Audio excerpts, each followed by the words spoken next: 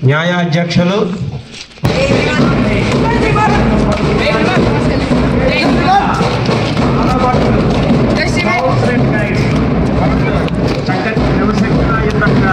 వారికి స్వాగతం పలుకుతున్నాను.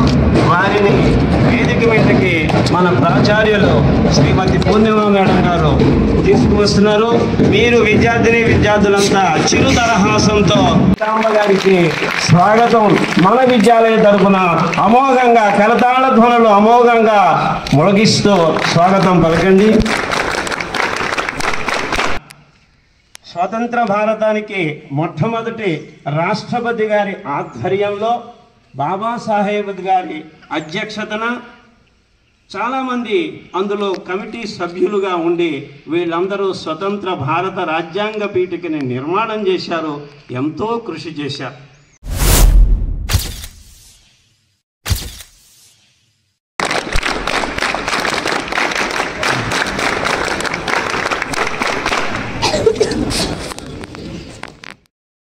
For gracing this occasion, in spite of her busy schedule, when we went to meet Madam to invite for this occasion, with lot of effort we could meet Madam, and Madam is having many members to meet over there to discuss, to decide and all.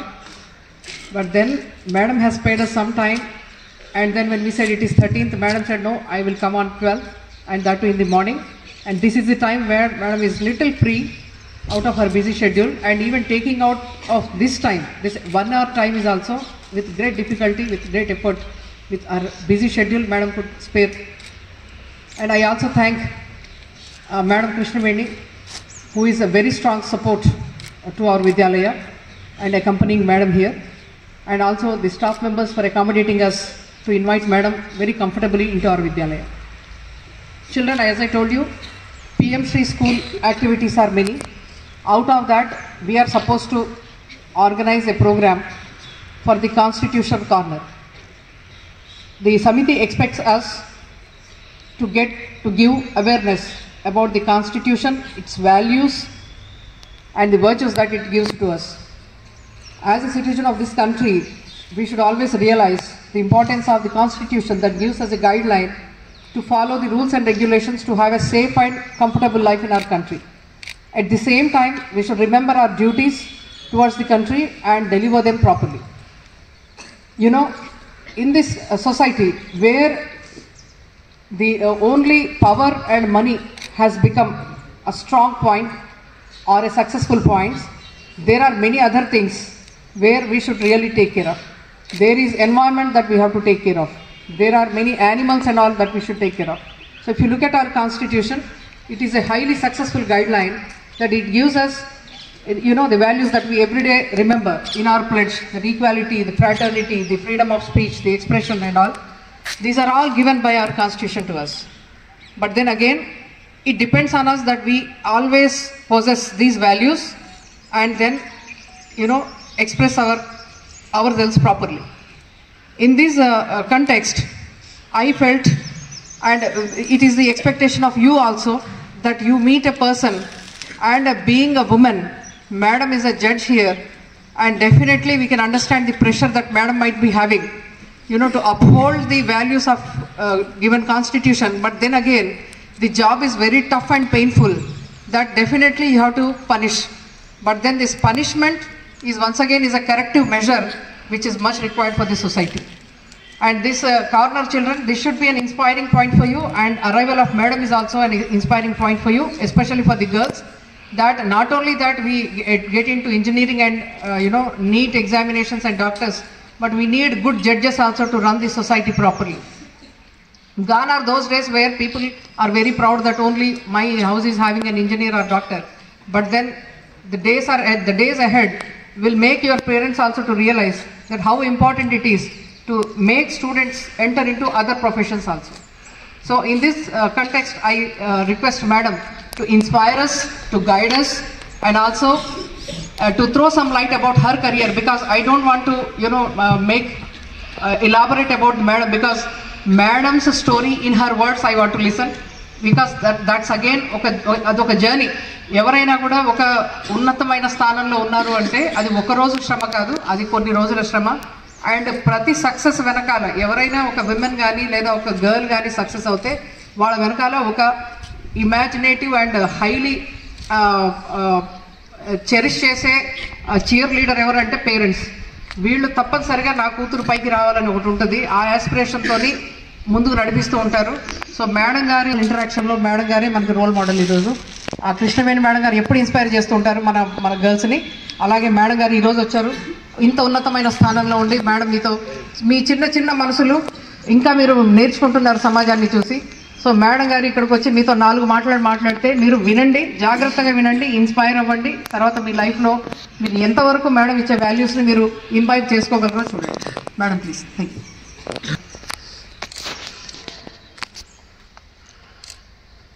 రాజ్యాంగ పీఠిక ఆవిష్కరణ కోసం మీ principal గారు వచ్చి invite చేశారు. I feel it is a proud moment to me. చాలా హ్యాపీగా అనిపించింది. Everyone have right to know what is constitution of India. మన రాజ్యాంగం మనకేం చెప్తుంది, అసలు వాటి ఆబ్జెక్ట్స్ ఏంటి అనేది వెరీ ఇంపార్టెంట్. మీరు చూసారు, మన India is the sovereign socialist secular democratic and republic. అంటే అర్థం ఏంటి? ఫస్ట్ ఇవన్నీ కూడా మనము మన భావితరాల వాళ్ళు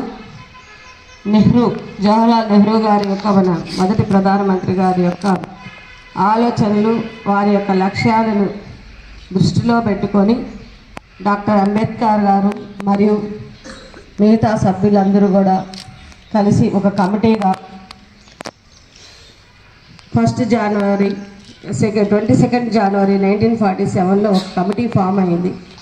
మనకు ఎటువంటి రాజ్యాంగం కావాలి, మన భారతదేశము అన్ని దేశాల కన్నా ముందుండాలన్నా, మన ప్రజలు సుఖ సంతోషాలతో ఉండాలన్నా ఎటువంటి రాజ్యాంగాన్ని క్రియేట్ చేయాలి, మన ఆర్థిక వనరులు ఏమిటి, మన ప్రజల యొక్క ఎకనామిక్ స్టేటస్ ఏంటి, అంటే వారి యొక్క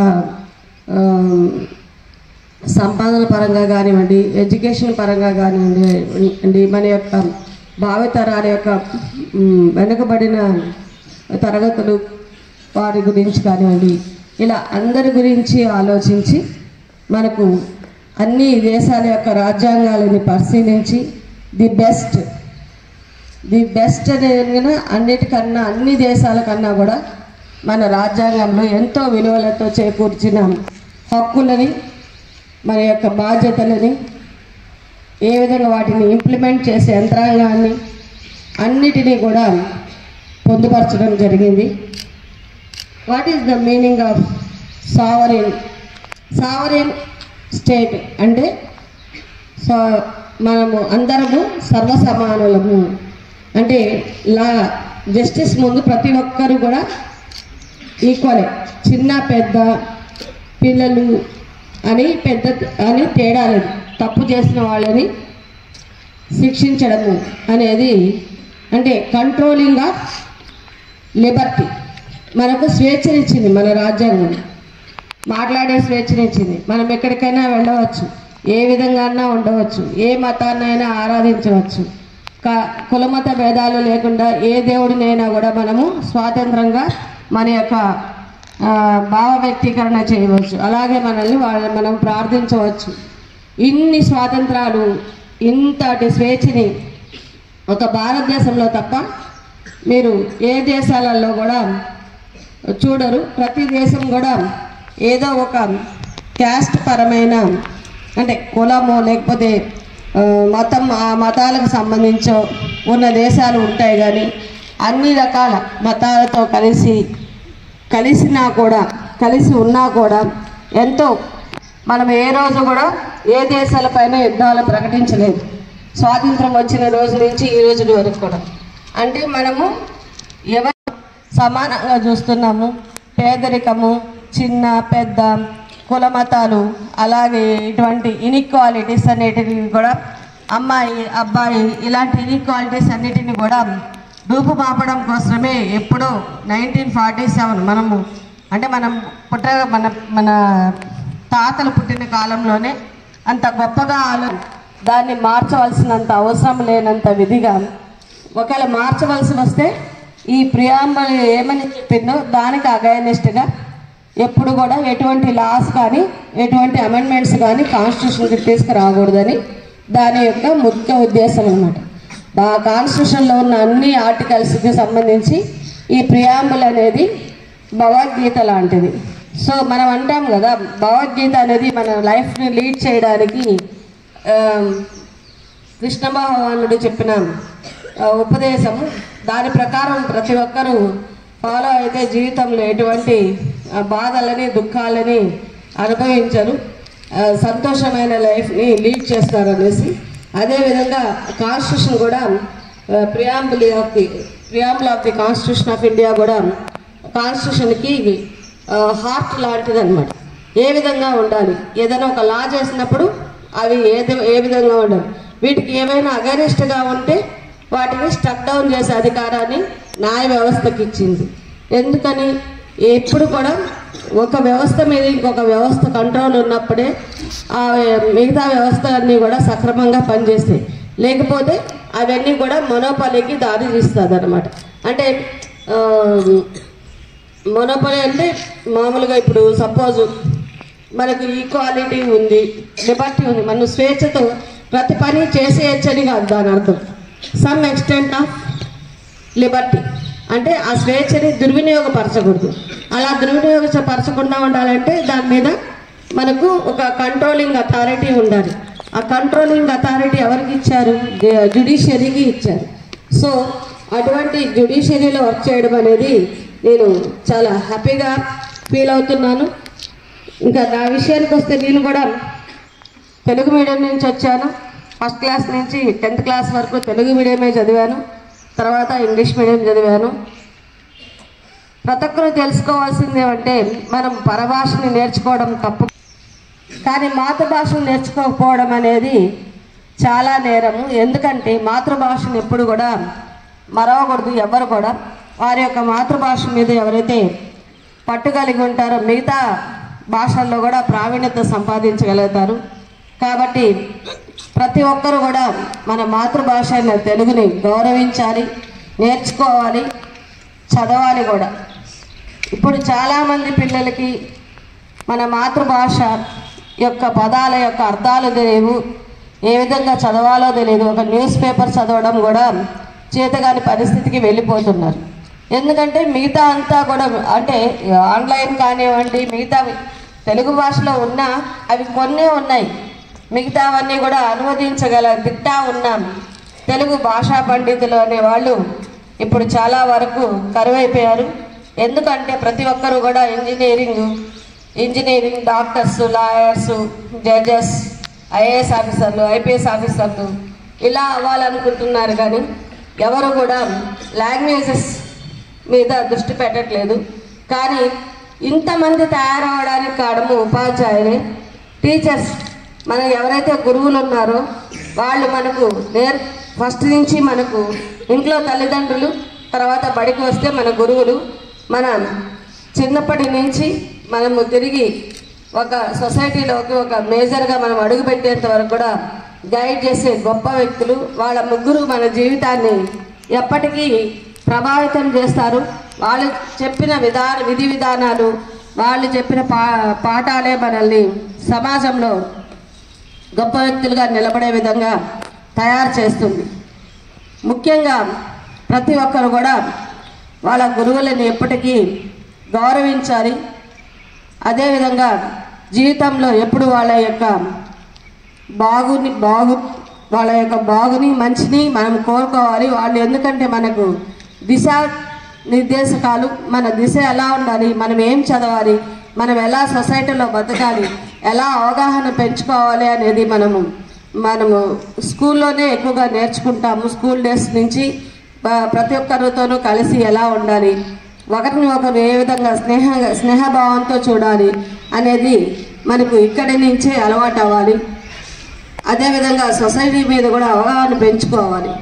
ఇంకోటి నేను కూడా మీలాగా చిన్న టౌన్ నుంచి, చిన్న పల్లెటూరు నుంచి ఈ స్టేజ్ వరకు వచ్చాను అంటే అది మా అమ్మా నాన్నల యొక్క, మా తల్లిదండ్రుల యొక్క ఆశీర్వాదం అని అనుకుంటాను. ఎందుకంటే వాళ్ళు, నేను ఒక్కటే అమ్మాయిని అయినా కూడా మా తల్లిదండ్రులు భయపడకుండా నన్ను వేరే సిటీస్కి వాటికి పంపించి చదివించి ఇంతవరకు తీసుకొచ్చారు. అదేవిధంగా నాకు మ్యారేజ్ అయ్యాక కూడా, నేను అప్పటికి లా మాత్రమే కంప్లీట్ చేశాను. మ్యారేజ్ అయ్యాక మా హస్బెండ్ అంటే భర్త వినోద్ కుమార్ గారు నన్ను ఈ జ్యుడిషియరీ ఎగ్జామ్స్ రాయడానికి ఎంతగానో ప్రోత్సహించారు. అదేవిధంగా వీటిలో నేను మ్యారేజ్ అయ్యి తర్వాతనే న్యాయమూర్తిగా సెలెక్ట్ అవ్వడం జరిగింది. కాబట్టి పెళ్ళి అనేది ఏది అవరోధకం కాదు, అది లైఫ్లో ఒక పార్ట్.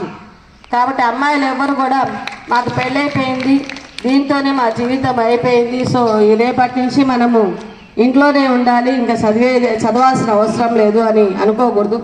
ప్రతి ఒక్క అమ్మాయి అబ్బాయి కానివ్వండి, ఎవరైనా కానివ్వండి, వారికి ఆర్థిక స్వాతంత్రత అనేది వెరీ ఇంపార్టెంట్. వాళ్ళ యొక్క ఎకనామికల్ స్టేటస్, వాళ్ళ యొక్క ఆర్థిక స్వాతంత్రత అనేది ఉంటే ఖచ్చితంగా వాళ్ళకి ఒక సెల్ఫ్ కాన్ఫిడెన్స్ అనేది పెరుగుతుంది. మీలో మీకు సెల్ఫ్ కాన్ఫిడెన్స్ పెరిగినప్పుడు ఖచ్చితంగా మీరు ఎటువంటి సమస్యలైనా కూడా మీరు ఎదుర్కోగలరు. ధైర్యంగా ఉండాలి, దేనికి భయపడకూడదు. ఎక్కడ మనము ప్రతిదీ తెలుసుకోవాలి, అమ్మాయిలైనా అబ్బాయిలైనా. మనము ఒక సమస్య వస్తే ఏ విధంగా ఎవరిని అప్రోచ్ అవ్వాలి, ఎలా వెళ్ళి మనము సహాయం పొందాలి, ఏ విధంగా మనం చేయాలి, ఇవన్నీ కూడా తెలుసుకోవాలి. అలాగే మన సుప్రీంకోర్టు వారు కానివ్వండి, ఆనరబుల్ హైకోర్టు వారు కానివ్వండి, అందరూ కూడా ఆడపిల్లలకి మగపిల్లలకి అన్న తేడా లేకుండా ఇప్పుడు ప్రతి ఒక్కరిని సమానమైన హక్కులు ఉండే విధంగా, అలాగే వారి యొక్క పరిరక్షణకు ఎన్నో చట్టాలను తీసుకొచ్చారు. ఆ చట్టాలన్నింటినీ మనము తెలుసుకోవాలి. ముఖ్యంగా పోక్సో యాక్ట్ కానివ్వండి, child abusing act, prevention abusing act కానివ్వండి, చైల్డ్ మ్యారేజెస్ ప్రివెన్షన్ యాక్ట్ కానివ్వండి, ఇవన్నీ కూడా ర్యాగింగ్ యాక్ట్ కానివ్వండి, ఇవన్నీ కూడా ఎందుకు తీసుకొచ్చారు? యువత తప్పుదారి పడుతున్నది, ఒకరిని ఒకరు అంటే ప్రభావితం. వయసులో ఉన్నప్పుడు మనకి చాలా రకాలైన ప్రలోభాలు ఉంటాయి. మనకు ఇది మంచి ఇది చెడు అని తెలుసుకునే అంత పరిజ్ఞానము వయసు మనకు ఉండదు. అటువంటి సమయంలో మనము తల్లిదండ్రులు, గురువులు చెప్పిన వాటిని మనము వారి యొక్క అనుభవాలతో మనకు చెప్తారు. వాటిని మనము ఖచ్చితంగా ఫాలో అవ్వడం వల్ల జీవితంలో మనము మంచి స్థానంలో నిలబడే అవకాశం ఉంటుంది. వాటన్నిటిని మనము తెలుసుకోవాలి. అదేవిధంగా ఏది కూడా కష్టపడిందే రాదు. కాబట్టి ప్రతి ఒక్కరూ వారి యొక్క స్థానాన్ని, వారి యొక్క లక్ష్యాన్ని ఉన్నతంగా ఉంచుకోవాలి. అంటే మీరు ఏదైనా ఒకటి సాధించాలి అంటే అంటున్నారో దాని మీద మీరు కాన్సన్ట్రేషన్ చేయాలి. మిగతా విషయాలని పక్కకు పెట్టి మీ భవిష్యత్తు గురించి ఆలోచించి మీ యొక్క లక్ష్యాన్ని చేరుకోవడానికి మీరు ఎటువంటి నిర్దేశ నియమాలను పాటించాలనేది కూడా చూసుకొని ముందుకు వెళ్ళాలి. ప్రతి ఒక్కరి జీవితంలో కూడా కష్టాలు అనేటివి ఉంటాయి. చిన్న చిన్న ప్రాబ్లమ్స్ వస్తాయి, వాటికే బెదిరిపోయి ఇంకా జీవితం ఇక్కడితో అయిపోయింది, మనకు తర్వాత జీవితం లేదు అనుకొని సూసైడ్లు చేసుకోవడం కానివ్వండి, అదేవిధంగా మానేసి డ్రగ్స్ ఇలాంటి వాటికి, మత్తు పదార్థాలు వాటికి అలవాటు పడడం కానివ్వండి, లేకపోతే అసాంఘిక కార్యకలాపాలు చేయడం కానివ్వండి, ఇటువంటి అన్నిటి కూడా నేరస్తులుగా మనల్ని సమాజంలో నిలబెడుతుంది. ఒక చిన్న పొరపాటు జీవితాన్ని మార్చేస్తుంది. కాబట్టి అటువంటి వాటికి లొంగకుండా ప్రతి సమస్యకి పరిష్కారం ఉంటుంది. అదేవిధంగా మీ తల్లిదండ్రులతో కూడా మీరు మీ సమస్యలు ఏమన్నా ఉంటే మీరు చెప్పుకునే విధంగా ఉండాలి. ప్రతిదీ కూడా మనము తల్లిదండ్రులకి చెప్పాలి. అదేవిధంగా గురువులకు కూడా మీరు మీ సమస్యలను చెప్పి వాటిని పరిష్కారం చూసుకోవాలి. ఏ సమస్య ఉన్నా కానీ దానికి సొల్యూషన్ అనేది ఉంటుంది. సమస్యకి సమాధానం లేకుండా అనేది ఏమీ ఉండదు. సో మీరు ఏ విధంగానూ నిరుత్సాహపడకుండా, డిప్రెషన్కి లోన్ కాకుండా బాగా చదవాలనేసి మీరందరూ కూడా, మీ మేడం గారు చెప్పారు ఇప్పుడే, మీ స్కూల్ నుంచి ఐఏఎస్ ఆఫీసర్స్, ఐపీఎస్ ఆఫీసర్స్, ఇట్లా కలెక్టర్లు చాలామంది కూడా చాలా ప్రొఫెషన్స్లో స్థిరపడ్డారనేసి వాళ్ళందరినీ కూడా మీరు ఇన్స్పిరేషన్గా తీసుకొని మీరు బాగా చదివి ఉన్నత స్థాయిలో ఉండాలనేసి మీ అందరికి కూడా మరొకసారి తెలియజేసుకుంటూ, నాకు ఈ అవకాశం ఇచ్చిన మీ ప్రిన్సిపాల్ గారికి, మీ టీచర్స్కి, ఉపాధ్యాయులకి, ఇక్కడ ఉన్న స్టాఫ్ మెంబర్స్కి ఎంతో ఆదరాభిమానాలతో నన్ను ఆహ్వానించిన మీ అందరికి కూడా మరొకసారి నమస్కారం. Thank you very much. ధన్యవాదాలు.